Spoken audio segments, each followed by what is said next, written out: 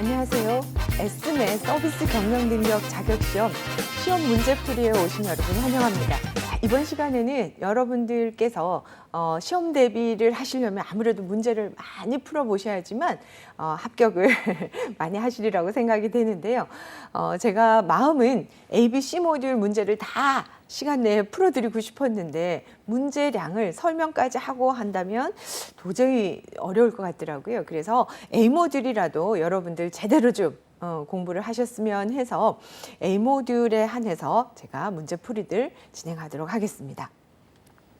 자, 여러분들 시험에 대해서 조금 공부를 하신다면요. A, B, C 모듈로 나눠져 있고요. 여러분들께서 반드시 A 모듈을 취득하신 상태에서 A, B 또는 A, C를 취득하셔야 2급 자격증이 나오고 B, C만 취득하셨을 땐 자격증이 나온다, 자격증이 아니라 합격증이 나온다라고 말씀을 드렸었습니다. 자, 그래서 여러분들이 가장 비즈니스의 기본적인 커뮤니케이션을 모르고서는 서비스 산업 사회에 여러분들의 역량이 발휘되기 어렵다라는 걸 기억하셔야 됩니다.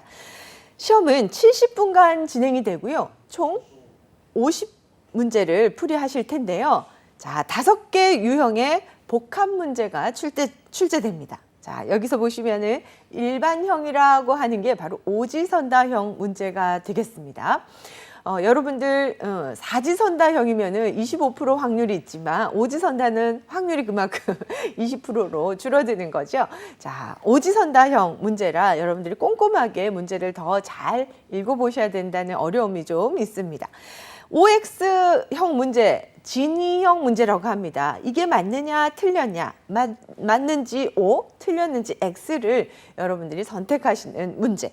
자, 그 다음에 연결형 문제라고 박스에 있는 단어들을 아래에 있는 문장들과 맞추어서 연결해서 답을 쓰시는 연결형 문제. 자, 사례형 통합형 문제가 있습니다. 실제적으로 비즈니스가 일어나고 있는 그 상황에 대한 지문이 있습니다. 그 지문을 다 충분히 여러분들이 읽어보시고 아래에 있는 문제들을 풀어내시는 그러한 사례형 통합형 문제까지 여러분들이 잘 풀으셔야지만 시험 준비가 되신다라는 말씀을 드리고요. 100점 만점에 각 2점입니다. 그래서 70점 이상을 받으시면 합격을 하시는데요. 35문제가 합격선입니다. 그래서 여러분들께서 35개 이상을 내가 맞춰야 된다라는 생각을 가지시고 시험을 준비하시길 바라고요. 응시 자격이나 자격 유효 기간은 없습니다. 그래서 갱신 기간 이런 것들도 아직은 없기 때문에 여러분들께서 자격을 취득을 하시면 그 자격이 계속적으로 보유가 되시는 거죠. 응시료는 정말 아주 국가에서 지원하는 자격이기 때문에 정말 여러분 OMR 돌리고 합격증이 나오는 그 정도의 어떤 그 금액입니다. 그래서 한 모듈을 응시하시게 되면 2만 원에 해당하고요. 두 모듈을 동시에 내가 응시를 하시면 36,000원으로 할인이 되고요. 세 모듈을 전부 여러분들이 하루에 내가 시험을 ABC를 다 치르겠다 하시면 5만 원으로 여러분들 응시료 자체가 굉장히 저렴한 편입니다. 자, 시험 시간을 보시면은 9시에 시작을 해서 70분간 그죠? 10시 10분에 한 모듈이 끝나고요. 2교시의 B 모듈이 이제 시작이 되죠. 10시 30분에 시작을 해서 11시 40분까지. 그 다음에 C 모듈은 3교시 12시에서 시작을 해서 오후 1시 10분까지 총 70분간 여러분들이 지정된 장소에서 여러분들이 시험을 보시겠고요. 한국생산성본부 홈페이지에 들어가시면 여러분들이 응시하시는 페이지가 있습니다. 응시 페이지에 여러분들이 등록을 하셔서 고사장은 여러분들이 시험을 치러 가실 수 있는 그 여러분들의 위치에서 가장 가까운 곳에 여러분들이 시험 고사장을 선택하시면 됩니다. 자, 이렇게 여러분들이 시험에 대한 정보들을 좀 가지고 계시고요. 여러분들이 조금 더 나는 문제풀이를 교재 말고 좀 더 하고 싶다라고 하시는 분들은 반드시 꼭 우리 기출문제들을 다운받으셔서 풀어보시라는 안내를 드리는데 우리 검색 포털 사이트에 들어가셔서 검색 엔진에다가 여러분들 한국생산성본부 또는 www.kpc.or.kr입니다. 들어가셔서 여러분들 이렇게 한국생산본부가 나오면 요 홈페이지가 등장을 합니다. 자료를 보시는데 시험을 응시하시는 데는 반드시 회원가입을 하셔서 여러분들이 주소와 뭐 사진도 업로드 하셔야 되고요. 개인정보가 정확하게 확인이 돼야지만 하는 부분이고요. 나는 자료만 좀 보고 싶다 하시는 분들은 회원가입 절차 없이도 자료는 보실 수가 있습니다. 이렇게 홈페이지 내에 보시면 자격 인증인 코너가 있습니다. 자, 클릭해서 들어가시면요.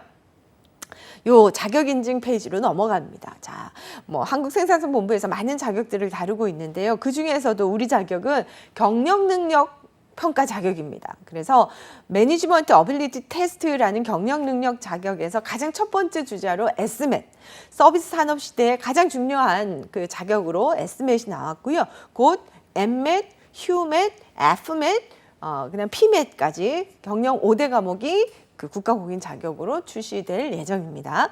자, 매트 자격의 페이지로 여러분들이 들어가셔야 되겠죠. 자, 이렇게 들어가시면 자격증 전체가 소개되는 페이지로 넘어가고요. 자료실을 찾아 들어가셔야 돼요. 위에 메뉴 바에 있어서 여러분 자료실로 찾아 들어가시면 자료실 안에 이렇게 많은 부분이 있는데요. 그 중에서도 자료실 안에서 시험 정보란이 있습니다. 시험 정보란에 여러분들이 기출문제, 샘플 문제, 문제풀이, 문서, 서식 다운로드 받으실 수 있는 이 코너로 여러분들이 클릭해서 들어가시고요. 자, 여기서 문제풀이, 자료실 안에 문제풀이, 시험 정보 안에 기출문제, 샘플 문제 말고요. 문제풀이로 들어가시는데 그 중에서도 뭐예요, 여러분?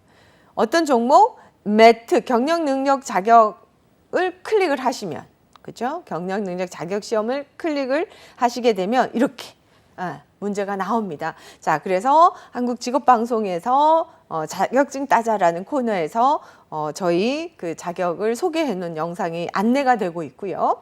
자, 그 다음에 보시면은 서비스 경영 자격 모의고사라고 해서 문제와 답과 해설이 다 올려져 있습니다. 그래서 A 모듈 같은 경우에는 50문제가 3세트, 150문제겠죠. 여기를 더 많이 풀어보시고 교재 문제와 여기 150문제를 풀어보신다면 여러분들이 합격을 못하실 이유는 전혀 없으시리라고 봅니다. 자, 그래서 A 모듈은 3세트가 이렇게 들어있고요. B 모듈은 2세트, C 모듈도 2세트. 그래서 여러분들 B 모듈 100문제, C 모듈 100문제, A 모듈 150문제까지 교재 의 문제까지 풀어보신다면 여러분들이 시험 대비는 많이 도움을 받으시리라고 생각이 듭니다.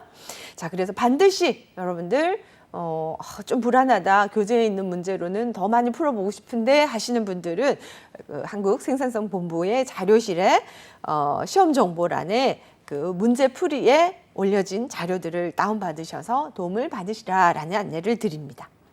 자, 그래서 A 모듈 지금부터 문제풀이로 좀 들어가실 텐데요. 비즈니스 커뮤니케이션입니다.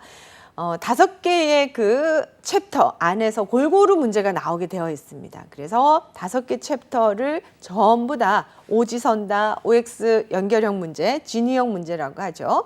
자, 연결형 문제, 사례형 문제, 통합형 문제 형식으로 여러분들이 문제를 푸시도록 하겠습니다.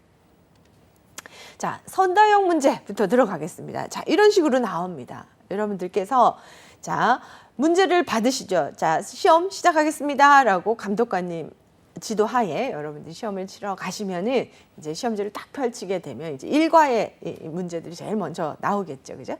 선다형 문제를 24개, 25개를 풀어내셔야 되는 겁니다.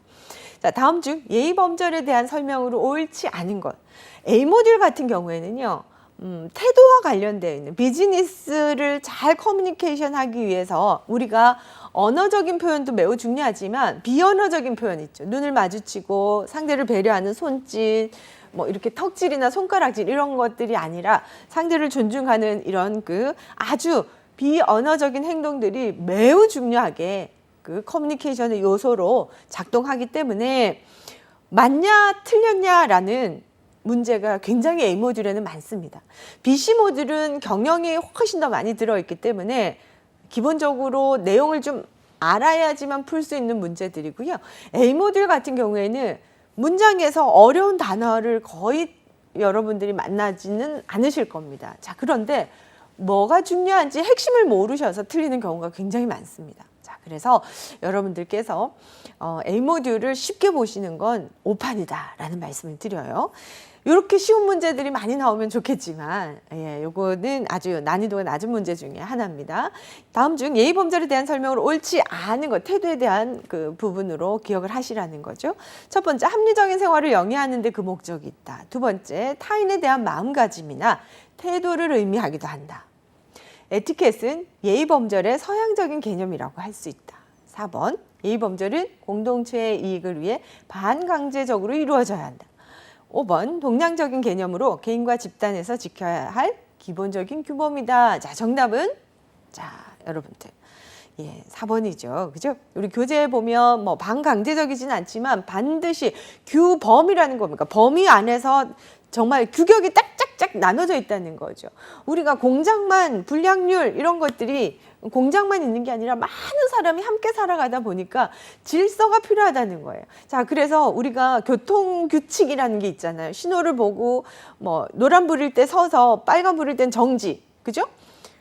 파란 불일 때 건너가고, 이게 약속이 지켜지지 않으면은 이제 많은 차량들이 혼선이 오게 되어 있지 않습니까?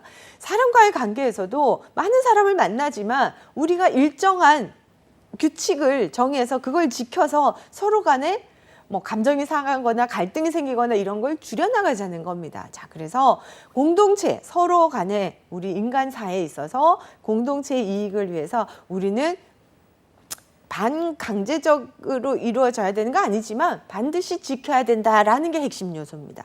자, 그래서 여러분들 이런 것들을 잘 찾으시길 바랍니다. 자, 두 번째, 여러분들 다음 중 공수자세의 설명으로 적절한 것은 무엇이냐? 자, 공수라고 해서 우리 그 유치원생들이 하는 그죠? 배꼽, 선, 안녕하십니까? 이거를 연상하지 마시고요. 나도 돈을 벌려고 지금 가게를 열어놓고 손님을 기다리죠. 그분도 어렵게 번 돈을 가지고 고객으로 여러분 매장에 오셨습니다. 그러면 당연히 존중받으실 권리가 있더라는 거죠. 그렇기 때문에 하던 일을 멈추고 어떻게 해요? 일어서서 상대를 존중하는 태도가 바로 공수자세라는 겁니다. 나를 낮추고 상대를 존중하는. 자, 가장 적절한 것은 무엇이냐? 자, 첫 번째. 두 손의 손가락을 나란히 깍지를 끼고 앞으로 모은다가 맞는지. 자, 두 번째, 특정 상황에 구분 없이 평상시에는 남자가 오른손, 여자는 왼손이 위다. 세 번째, 공수 자세는 여자와 남자가 동일하지만 흉사, 초상집 연결식 때에는 다르게 한다. 네 번째, 제사 때에도 흉사와 동일하게 공수는 남자가 오른손을 위로 하고 여자가 왼손을 위로 한다. 다섯 번째, 앉을 때는 남자는 두 다리의 중앙이나 아랫배, 여자는 오른쪽 다리 또는 세운 무릎 위에, 우리 세운다, 치마 입고 이렇게 세우는 걸 의미하죠. 손을 놓는다. 자, 적절한 것은 무엇입니까? 자, 여러분들 5번입니다. 자, 앉았을 때, 우리가 바닥에 앉았을 때의 자세를 의미하는데요. 자, 우리가 공수 자세의 가장 중요한 것은 나를 겸양하는 모습이라고 말씀드렸죠. 열 손가락 깍지를 끼고가 아니라 엄지손가락을 엇갈려 깍지를 끼고, 자, 평상시와 흉사라는 경우가 있습니다.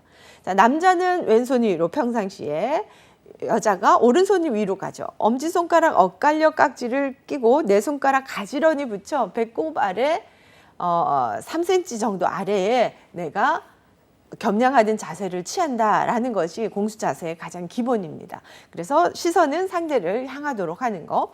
여기까지를 여러분 제대로 기억하셔야지만 이런 문제를 푸실 수 있겠죠. 그래서 1번은 이제 자세에서 틀린 거고요. 특정 상황이 있죠. 평상시와 흉사라는 특정 상황이 있는 겁니다. 그리고 세 번째는 남자와 여자가 다르죠. 이건 뭐 설명이 음양오행까지 막 넘어가야 되는데요. 남성은 양, 여성이 음의 기운에 의해서 손을 가리는 행위들입니다. 자, 그래서 공수자세는 여자, 남자 동일하지 않습니다. 반대의 개념이죠. 자, 제사 때는 흉사와 동일하지 않죠. 제사는 흉사가 아니죠. 흉사는 돌아가신 날로부터 49일까지를 우리는 흉사라고 한다는 거 기억하시길 바랍니다. 다음에 상황별 전화응대에 대한 설명으로 옳은 것은, 자, 지명인이 부재 중일 때 개인적인 부재 사유에 대해 정확히 알린다. 두 번째, 회사의 위치를 묻는 경우 일단 대중교통을 이용할 수 있도록 안내해드린다. 세 번째, 찾는 사람이 부재 중이라면 정중히 사과 후 나중에 다시 전화할 것을 부탁한다. 네 번째, 불특정 고객이 전화 연결을 요청하는 경우 지명인의 휴대전화를 알려줘서는 안 된다. 다섯 번째, 전화가 잘 들리지 않는 경우 뭐라고요? 안 들리는데요. 등의 표현으로 통화 상태가 좋지 않음을 명확하게 알린다. 자, 몇 번입니까? 자, 4번이죠. 자, 이 문제는요, 이런 걸 상식적인 문제를 하실 수도 있어요. 자, 그런데 많은 기업에서 여러분들 요즘 가정에 유선전화 거의 쓰지 않지 않습니까? 저희도 유선전화를 핸드폰을 다 안 받으면 유선전화를 이제 하게 되는 거죠. 요즘은 정말 예전에는 중식 배달할 때라도 썼는데 동네 중국집에라도 썼는데 요즘은 전부 이제 배달 음식 사이트에서 주문을 하다 보니 그것조차도 안 쓰는 것 같아요.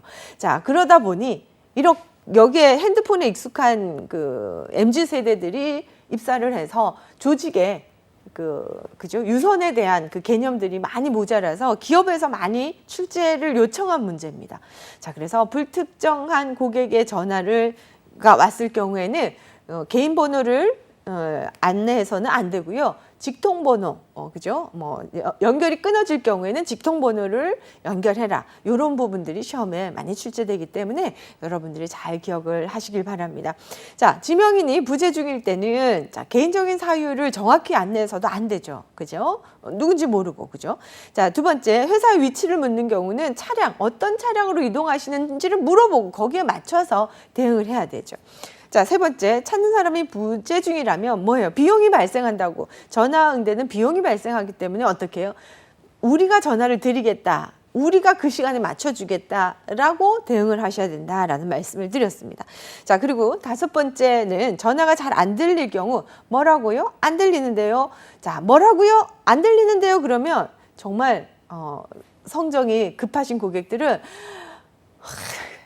밥 먹고 너네가 하는 일이 그건데 왜 못 들어? 이렇게 하시는 분들도 계세요. 그렇기 때문에 고객님이 잘못도 아니고 내 잘못도 아니기 때문에 지금 통화 품질이 고르지 못하다라는 완곡한 표현을 사용해서 고객을 설득해야 된다라는 부분에 있어서 중요한 포인트입니다. 자, 명함을 받을 때 바람직한 자세는 어떻게 되느냐. 여러분들 이런 자세들에 대한 문제들이 많이 나오기 때문에 꼼꼼히 읽어보셔야 됩니다. 자, 명함을 받을 때는 상황에 따라 일어서거나 앉거나 편한 상태로 받는다. 명함을 받으면 방치해서는 안 되며 분실을 방지하기 위해 바로 명함집에 넣어야 한다. 3번, 명함을 받으면 기억하기 좋게 만난 날짜를 받은 명함 여백에 즉시 기록한다. 4번, 명함을 받을 때 상대방의 직급이 높으면 두 손으로 받고 직급이 낮으면 한 손으로 받아도 된다. 5번, 명함을 받으면 상대방 이름을 확인하고 읽기 어려운 글자는 그 자리에서 물어보는 것이 좋다. 자, 정답은 5번입니다. 그렇죠? 명함을 받을 때는 가장 기본적인 공식적인 것은 서서 서로 주고받아라 라고 되어 있고요. 두 번째는 바로 받자마자 저도 그죠, 유리주의 그런데 유리 꽝 받을 때 있고요. 전면 주차했는데 거꾸로 주차할 때도 있어요. 글씨는 잘 보지 않습니다. 그래서 나의 개인정보가 다 들어있죠. 나를 두고 가는 거예요. 이분에게 명함에 나의 개인정보를 다 넣어서 내가 자리를 뜨더라도 이분이 나를 기억하라고 드리는 게 명함이기 때문에 보지 않고 쑥 집어넣으면 무시당한 기분도 들거든요. 그래서 그 미묘한 감정을 제대로 무시했다고 느끼지 않도록 해야 되고요. 여러분들이 아주 정중하게 고객을 다루는 아주 미세한 포인트들을 잘 비즈니스에서 유능하게 다루셔야 되는 겁니다. 자, 그래서 바로 집어넣지 않고 받자마자 어떻게 해요? 어느 회사의 누구 부장님이시군요. 이렇게 우리가 호명을 한번 글을 구두로 표현을 해야 된다라는 말씀을 드렸었습니다. 그리고 명함에 기록하지 말아라는 것이 있습니다. 자, 두 손으로 받는 것을 원칙으로 하라라는 걸 기억하시면 좋겠습니다. 상석에 대한 설명을 옳지 않은 것은 별 5개 문제 정도 되죠. 그죠? 1번, 단상 배치 기준 VIP의 차석입니다. VIP의 오른쪽에 위치한다. 두 번째, 상석의 방향은 동서남북 기준으로 북쪽이다. 세 번째, 손님의 직위와 중요도를 고려해 자리를 안내한다. 네 번째, 기차에서 열차 진행 방향의 창가 좌석이 최상석이다. 다섯 번째, 자동차의 경우 차주가 운전하는 경우 운전자의 뒷좌석이 최상석이다. 자, 정답은 5번입니다. 자, 여러분들 우리 드라마 보시면 운전기사분이 있는 상황이라면 대각선 뒤쪽이 우리 그 사장님 석이죠. 자, 그런데 요즘은 또 트렌드가 바뀌어서 기사분이라는 그 직업들이 좀 없어지고 있죠. 요즘은 많은 기업의 오너분들도 자가운전 굉장히 많이 하시는데요. 자, 그럴 경우에는 어떻게 해요? 상석은 운전자 옆자리가 되는 거예요. 여러분, 지금 문제는 그림으로도 나올 수가 있어요. 그래서 그림에서 몇 번째가 상석이냐를 고르실 수도 있고요. 이렇게 문장으로 된 걸 여러분들이 고르실 수도 있어요. 자, 그래서 차주나 연장자나 상사가 운전하는 경우에는 옆자리가 상석이다라는 걸 여러분들 고르셔야 됩니다. 고객을 안내할 때 올바른 접객 매너는 되어 있습니다. 자, 안내 매너의 가장 포인트는 여러분 뭐라고 했나요? 낯선 곳을 방문한 사람의 불안 심리를, 그죠? 불안 심리가 뭡니까? 스트레스 지수라고 말씀을 드렸어요. 그거를 최대한 제로 포인트까지, 편안한 상태까지 낮추는 행동이 안내 매너라고 말씀을 드렸습니다. 자, 그래서 첫 번째, 고객을 배웅할 때는 회의석상에서 배웅한다. 두 번째, 안내할 때는 고객보다 두세 보 가량 비스듬히 뒤에서 안내한다. 세 번째, 복도에서는 손님과 거리가 벌어지지 않도록 약간 뒤에서 안내한다. 네 번째, 고객이 남성이면 한두 계단 뒤에서 올라가고 내려올 때는 한두 계단 앞서 내려온다. 다섯 번째, 당겨서 여는 문일 경우는 당겨서 문을 열고 들어가고 고객이 나중에 통과하도록 한다. 자, 정답은 자, 4번입니다. 자, 여러분들 계단이라는 것은 굉장히 헛디딜 위험이 높거든요. 자, 그래서 고객이 남성이면 남성, 여성, 여러분들이 시험에 대비해서 외우셔야 되는 게 스커트 입은 여성이에요. 스커트 입은 여성일 경우에는 앞서서 안내하시면 되고요. 모든 다른 분들은 전부 뒤에서 혹시나 넘어질 거를 예상해서 우리가 안내해야 됩니다. 저도 예전에 굉장히 우리나라의 산부요인, 대통령 장차관 분들을 우리나라 산부요인이라고 하는데요. 제가 업무하던 시절에 여사님께서 항상 계단을 이렇게 잡고 올라가시면서 뒤에 누구 있지? 확인하시면서 이렇게 앞에 이렇게 안전요원이 함께 내려가는 걸 확인하시곤 했는데요. 정말 사고를 대비하는 것이 안내의 가장 중요한 포인트입니다. 이걸 기억하시면서 문제풀이를 하시면 됩니다. 자, 휴대전화 사용 매너 중 올바르지 않은 것은, 자, 비즈니스 상에는 친구들과 만난 상황이 아니기 때문에 언제든지 전화를 받을 수가 없는 상황이죠. 자, 첫 번째, 상대방 휴대전화가 꺼진 것을 확인하고 끊는다. 두 번째, 상담이나 회의 시는 반드시 끄거나 무음으로 전환한다. 세 번째, 상대방이 전화를 받을 때까지 기다리며 계속 신호를 보낸다. 네 번째, 급한 경우 문자 메시지로 연락하되 발신자의 이름을 반드시 적어 보낸다. 다섯 번째, 상대방이 휴대전화를 받을 때 반드시 통화 가능 여부를 확인하고 통화를 한다. 자, 정답은 이렇게 쉬운 문제가 나오면 좋겠죠, 여러분들. 자, 우리가 그 외에도 교재에 보시면 휴대전화 사용 매너가 굉장히 여러 항목들이 있어요. 그걸 다 어디를 꽈서 나올지 모르기 때문에 꼼꼼히 여러분들 읽고 시험에 대비하시라고 말씀을 드립니다. 다음 중 인사 매너에 대한 설명으로 옳은 것은, 자, 첫 번째, 갑자기 마주쳤을 때는 인사를 생략해도 무방하다. 두 번째, 인사는 외적인 표현으로 자신의 인격과는 무관하다. 세 번째, 서비스맨에게 인사는 고객에 대한 환영만을 의미한다. 네 번째, 윗사람이 계단 아래에 있을 때는 아래로 내려가 인사를 한다. 다섯 번째, 인사는 시간과 장소, 상황에 상관없이 하는 것이 바람직하다. 자, 정답은 4번입니다. 자, 여러분들 갑자기 마주쳤을 때는 인사의 주의사항 보시면은 즉시 하라고 되어 있습니다. 잘못된 인사에 있어서 우리가 살짝 불쾌한 감을 느끼게 하는 거거든요. 그래서 인사의 기본적인 것은 나의 인격도 드러내고요. 상대방을 존중하는 모습도 다 갖춰야 되기 때문에 갑자기 마주쳤을 땐 피하지 말고 즉시 인사하셔야 되고요. 자신의 인격과 굉장히 관련이 되어 있죠. 그리고 서비스맨에게 인사는 환영뿐만이 아니라 여러 가지 그 스트레스를 낮추는, 편안함을 주는, 그죠, 여러 가지 마케팅 수단 다 됩니다. 자, 그래서 윗사람이 아래에 있을 때 제가 설명을 드렸었던 건축물이라는 구조에 있어서 계단은요, 인간들이 그 천재지변에 우리가 원리를 모를 때 제사장이나 왕들이 신과 가까워지기 위해서 만들어 놓은 건축물이 계단인데요. 거기를 위로 올라간다니까 높은 분들만 올라갈 수가 있는 거예요. 그래서 의전 서열에 있어서 윗사람이 아래에 있죠. 그러면 위에서 아랫사람이 인사를 드리는 건 무례하다라고 얘기를 하는 겁니다. 그래서 얼른 내려와서 높이를 맞추고 정중하게 예를 갖추는 것이 굉장히 중요한 포인트입니다. 자, 인사는 시간과 장소 상황이 있죠. 양례를 해야 되는 경우 뭐 협소한 장소라든지 그죠? 개인적인 뭐 화장실 같은 공간이라든지는 양례로 대신하고요. 비즈니스 상황에서 처음 만나는 사람은 보통례 30도. 제가 만약에 면접을 보러 간다.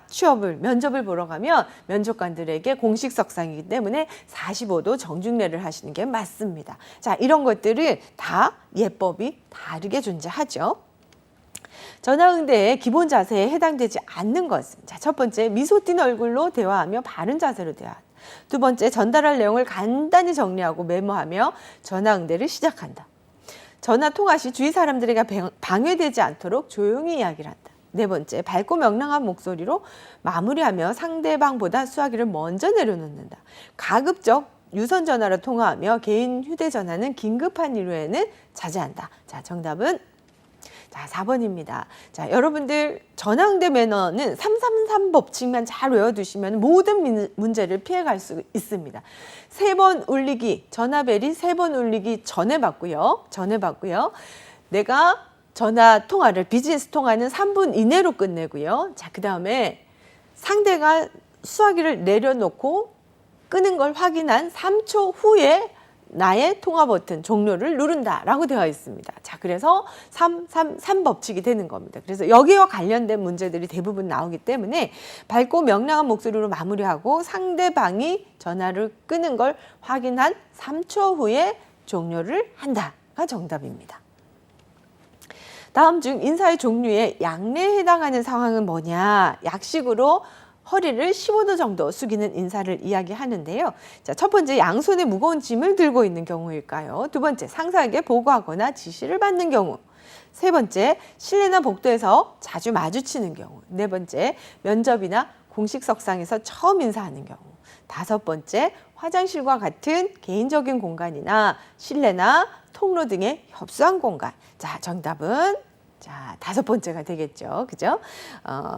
중요한 부분입니다. 보통례의 경우, 정중례의 경우까지도 어느 게 나올지 모르기 때문에 여러분 꼼꼼히 공부를 하십시오. 자, 명함을 받거나 건넬 때, 자, 올바른 명함 매너. 명함은 비즈니스에 있어서 굉장히 중요하기 때문에 다양한 형태로 여러분들 문제를 만나보실 겁니다. 첫 번째, 건넬 때 바로 선자세에서 왼손으로 주는 것이 예의다. 두 번째, 명함을 받을 때 상황에 따라 두 손으로 서서 받거나 앉아서 받는다. 세 번째, 명함을 건넬 때 정중히 인사하고 자신의 소속과 이름을 정확히 말해야 한다. 네 번째, 명함을 받은 후 바로 상대방 명함 상단에 날짜와 특이사항을 기록한다. 다섯 번째, 명함을 받은 후 대화가 이어질 경우 바로 명함집에 넣어 잘 보관해야 된다. 정답은 자, 세 번째입니다. 자, 명함을 건넬 때 정중하게 자신의 소속과 명함만 드리는 게 아니라 저는 뭐뭐 대학의 누구누구라고 합니다. 라고 이렇게 소속과 이름을 정확히 말하면서 건네야 된다라는 거죠. 자, 양손으로 건네라는 것이 맞고요. 서서 건네는 것이, 주고받는 것이 원칙이고요.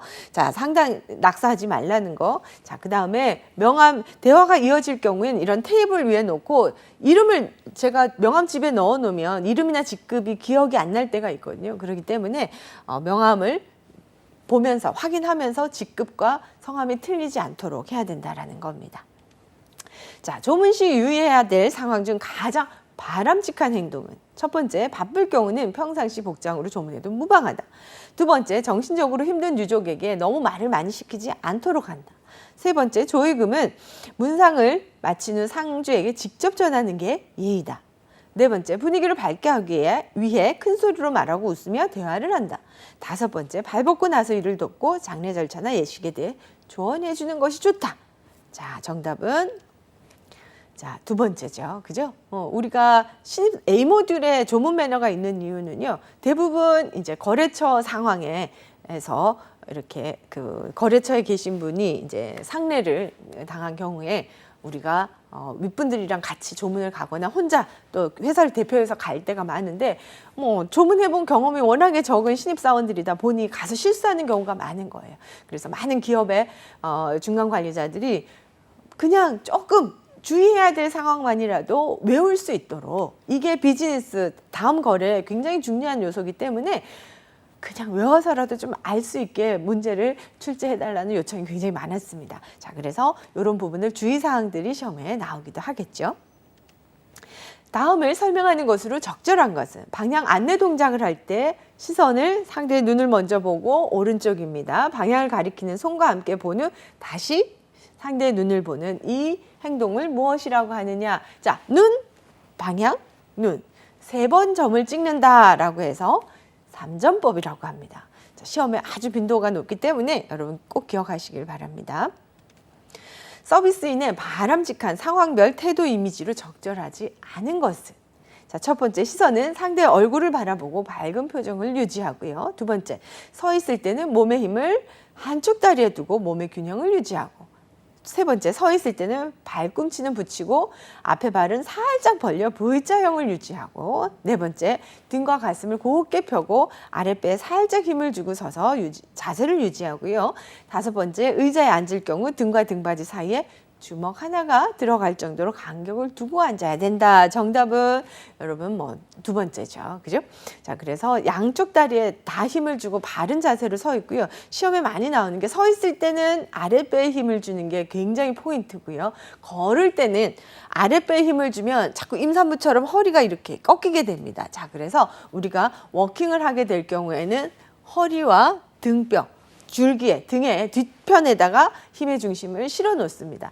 자, 우리가 우리 그 서비스 매장에, 우리 대면 서비스에 있어서 직원들의 이렇게 처져 있거나 지쳐 있는 표정들이 고객에게 굉장히 또 불편한 그 부분으로 보여질 수가 있거든요. 그래서 항상 좋은 자세를 유지하기 위해서 서 있을 때는 아랫배에 앞쪽에 힘을 두고요.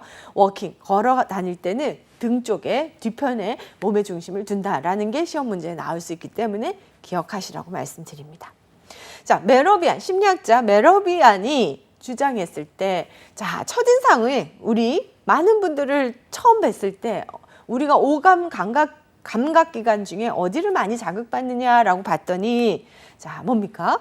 여러분들, 첫 번째죠. 시각적인 요소가 55%, 눈을 보고 저 사람이 준비가 된 사람이구나. 아, 저 사람 무엇을 하는 사람이구나. 라고 시각적인 요소가 자극을 받고요. 자, 두 번째, 청각적인 요소. 목소리라든지 언어의 온도라든지. 그렇기 때문에 서비스 산업에 있어서는 친절이라는 그 정확한 사전적 정의를 여러분들이 머릿속에 꼭 넣어두셔야 돼요. 자, 여러분들 있는 자리에서 한번 따라해 보세요. 대하는 태도가 정겹고 고분고분함입니다. 그래서 나의 말에, 우리 그 몇 년 전에도 굉장히 그 베스트셀러에 있었던 그 책 중에 뭐 언어의 온도 뭐 그런 것들이 있잖아요. 그래서 우리가 전달할 때 따뜻함이, 정겨움이, 친절함이 느껴질 수 있도록 해야 되는 청각적 요소가 38%나 차지한다는 거 기억을 하시고요. 정작 말의 내용은 7%밖에 되지 않더라는 겁니다. 자, 그래서 메러비안 차트는 요소별로 퍼센트를 묻는 질문이 나올 수 있기 때문에 꼼꼼하게 퍼센트까지 공부를 하시길 바랍니다. 다음에 다양한 호칭과 경험 매너 중 옳지 않은 것은, 자, 첫 번째, 다른 회사를 지칭할 때는 귀사라고 지칭을 하고요. 두 번째, 상급자에게 자신을 칭할 때는 저라고 지칭을 한다. 세 번째, 동급자인 경우는 땡땡 과장님 또는 땡땡 대리님, 님을 붙여 부른다.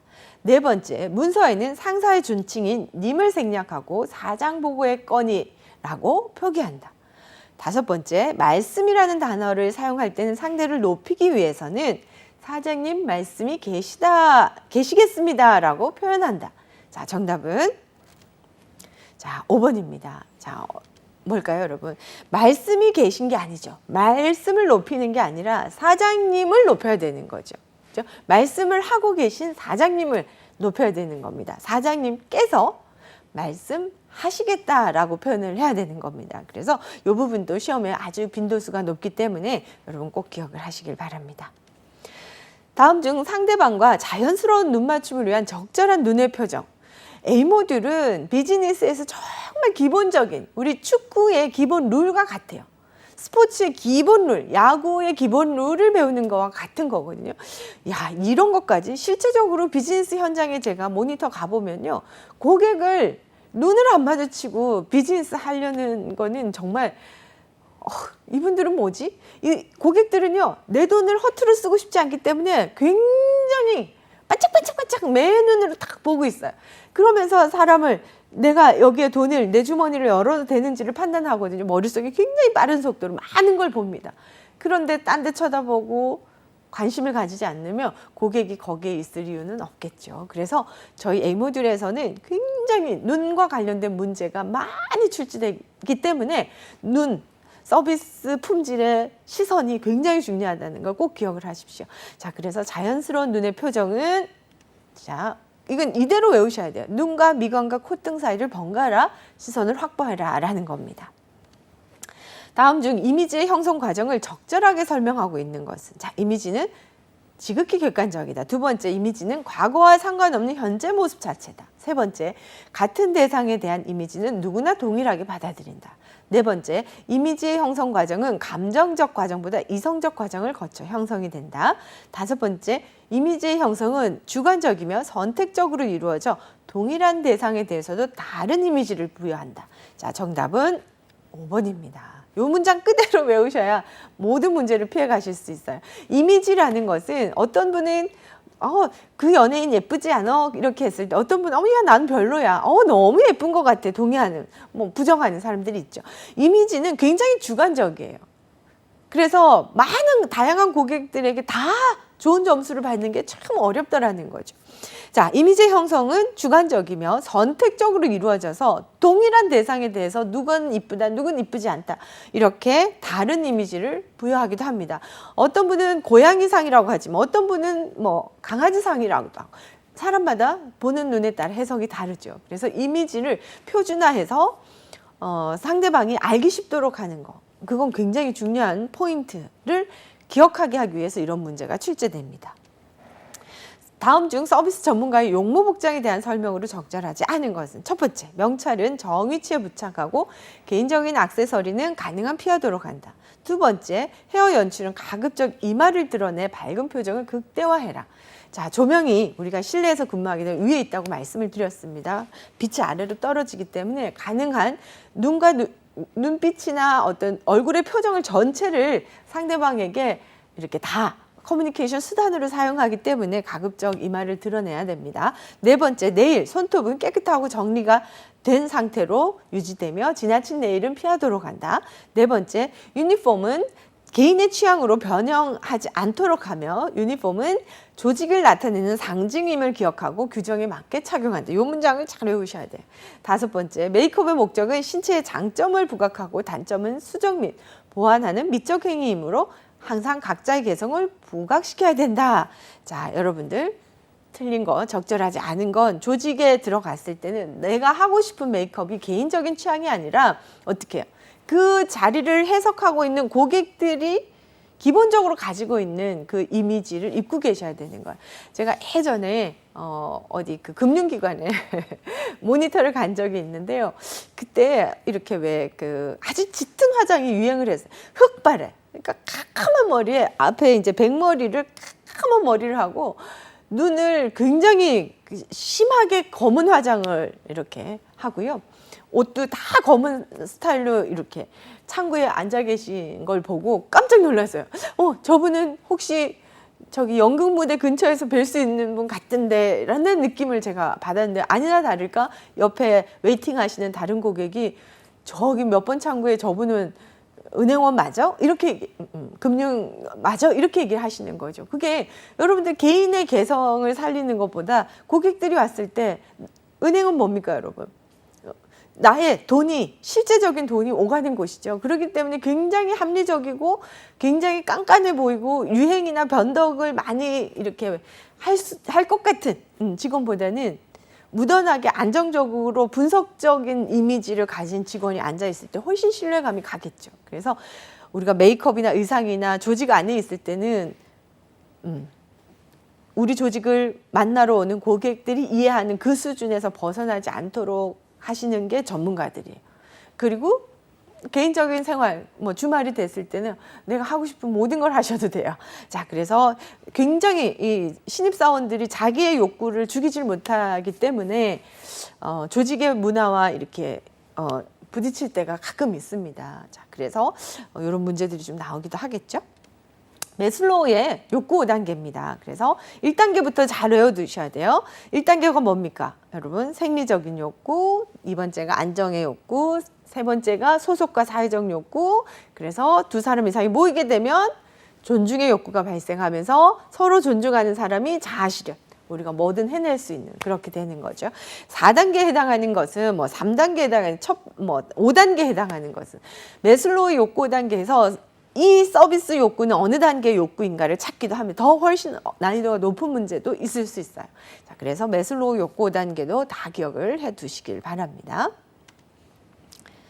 자, 존경의 욕구 4단계가 자, 고객의 기본 심리 이건 이렇게 오지선다형으로 나올 수도 있고요. OX 연결형 또 사례형 문제까지도 나올 수 있는 문제라 꼭 하나하나 우리 여러분들 그 3과 3챕터 고객의 심리의 이해에 가장 먼저 배우셔야 되는 여러분 부분입니다. 첫 번째, 환영 기대의 심리. 두 번째, 모방 심리. 세 번째, 존중 심리. 네 번째, 독점 심리. 다섯 번째, 자기 본위적 심리가 있는데요. 자, 시험 문제에 이렇게 나오죠.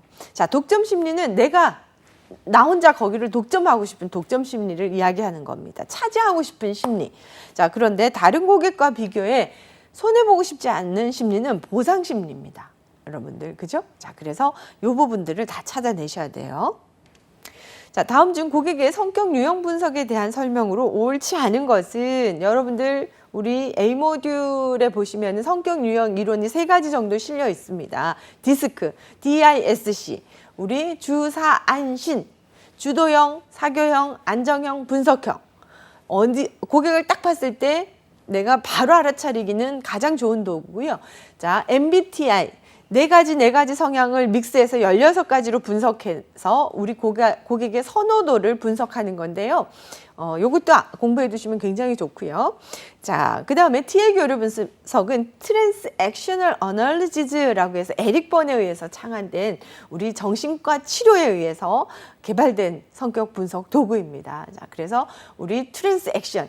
자, 할머니가 왔을 때는 천천히 나의 행동을 어떻게 액션을 변화를 주라라는 겁니다. 어린이가 왔을 때 무릎을 꿇고 눈높이를 맞춰서 우리 매장까지 와주셔서 감사해요. 이렇게 아이의 언어로 우리가 대화를 하는. 그래서 내가 액션을 해야 되는 그 유형에 대한 이야기들입니다. 첫 번째, T의 교류 분석은 긍정 심리 이론이다. 두 번째, T의 교류 분석을 통해 여러 가지 감정에 대한 이해를 높일 수 있다.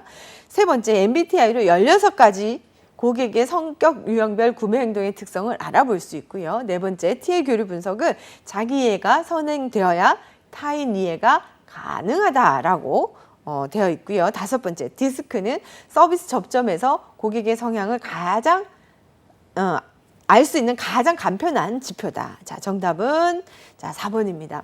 자, T의 교류 분석은 자기의 타인 이해를 동시에 하는 겁니다.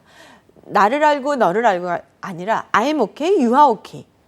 We are okay가 중요한 메시지예요. 그래서 나도 옳고 너도 옳고 우리는 다 같이 옳은 거야. 다만 서로 다른 것뿐이야. 틀리지 않았다라는 메시지를 제공해주고 있습니다. 자, 그래서 이건 여러분들이 디스크, MBTI, T의 교류 분석을 꼼꼼하게 대비하시라고 제가 문제를 알려드립니다. 자, 구매 후 부조화 발생 상황이 아닌 것은 사고 후회하는 심리가 발생하는 상황이 아닌 것은에 대한 질문입니다. 첫 번째, 관여도가 높을 때. 두 번째, 구매 결정을 취소할 수 있을 때. 세 번째, 마음에 드는 대안이 여러 개일 때. 네 번째, 전적으로 고객 자신의 의사결정일 때. 다섯 번째, 선택한 대안에 없는 장점을 선택하지 않은 대안이 가지고 있을 때. 자, 정답은 구매를 취소할 수 있을 때 사고 후회하지 않죠. 언제든지 가서 교환하면 되기 때문에 구매 부조화 발생하는 원인이 구매 결정을 취소할 수 없을 때 생기는 겁니다. 자, 그래서 하나하나 항목이 다른 형태로도 문제에 나올 수 있는 여지가 굉장히 높은 문제입니다. 다음 중 감성지능의 구성 요소 중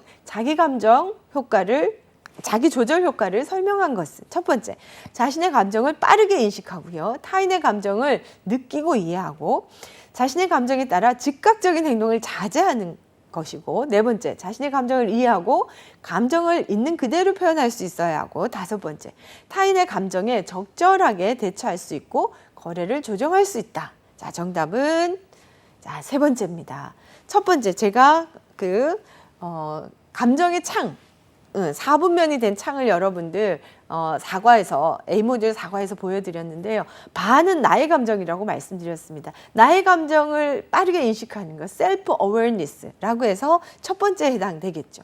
두 번째, 셀프 매니지먼트. 내 감정을 다루실 줄 아셔야 되는 거예요. 고객이 와서 나한테 욕설을 했어요. 이럴 때 감정에 따라 즉각적으로 뭐 대든다든지 싸운다든지 이런 것들을 비즈니스 상황이라는 걸 이해하고 자제하는 것이 바로 자기 조절 효과에 해당하는 겁니다.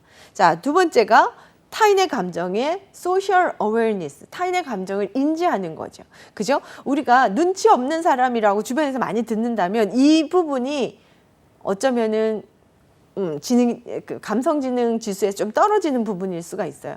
우리가 관찰하고 지금 나와 일한 사람들의 감정, 내 앞에 앉아 있는 사람의 감정, 우리 사회의 감정, 이런 것들을 잘 이해하고 그들이 원하는 형태로 우리가 소셜 스킬을 내가 발휘하는 게 감성지능에 굉장히 중요한 요소다라고 말씀을 드렸습니다.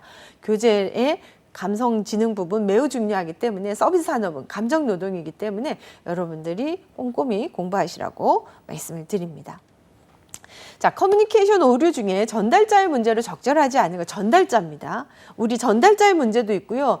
청자의 문제도 있습니다. 또는 상황의 문제도 있거든요. 자, 경청의 문제. 두 번째, 오해나 편견, 혼합적 메시지 사용, 미숙한 대인관계 능력. 다섯 번째, 메시지 전달 능력의 부족인데요. 자, 경청의 문제가 바로 전달자가 아니라 수신자, 듣는 사람의 문제겠죠. 이게 굉장히 난이도 낮은 문제인데요. 더 문제를 더 어렵게 복잡하게 해서 난이도 높은 문제도 나올 수가 있는 부분입니다. 자, 그래서 여러분 오류에 대한 부분도 세심히 공부해 두시기를 바랍니다.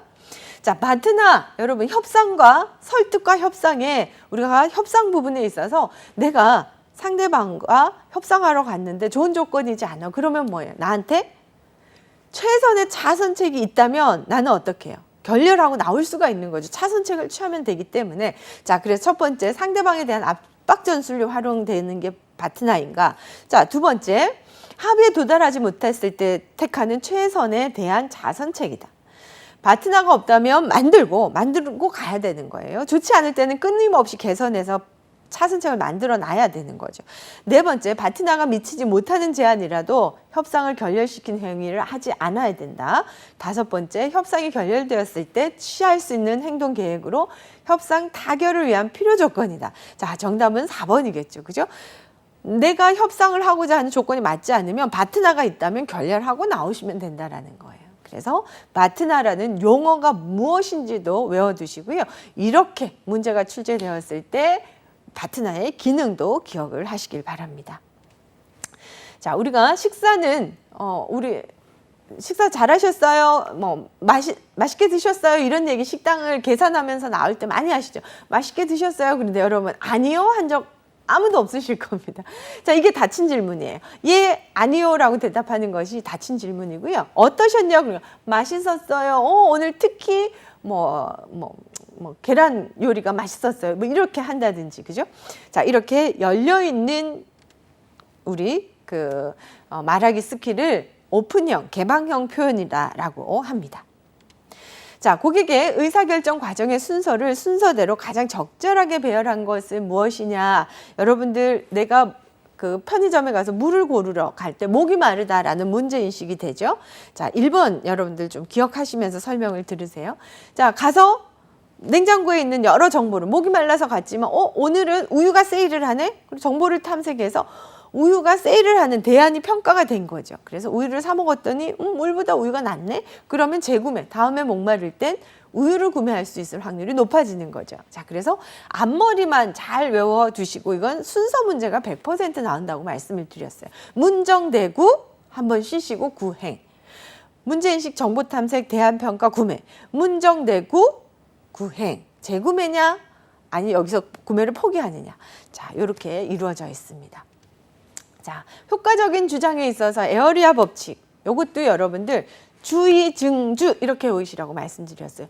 내가 깎아주세요. 그 이유는 여기에 오물이 잘 묻는 하얀색 셔츠지 않습니까? 증거. 하얀색이 정말 너무 먼지가 잘 타죠? 증거를 보여준다면 그러니 깎아주시기를 부탁드립니다. 라고 다시 한번 주장. 에어리아 법칙은 주의 증주. 자, 여기에서 주의 증주에 해당하지 않는 합의가 바로 에어리아 법칙이 아니다라는 말씀을 드리는 겁니다. 자, 여러분들께서 국가공인 자격시험 서비스 매니지먼트 S맷 문제풀이를 여러분 보셨는데요. 여러분들 교재에 있는 내용 다 이해하신 상태에서 문제 많이 풀어보시고요. 안내해드렸던 한국생산성본부 홈페이지 자료실 내에 A모듈 150문제, B모듈 100문제, C모듈 100문제를 여러분들이 다 풀어보신다면 시험에 충분히 여러분들 대비되시리라고 봅니다. 여러분들의 합격을 기원하면서 저는 물러가 보도록 하겠습니다. 감사합니다.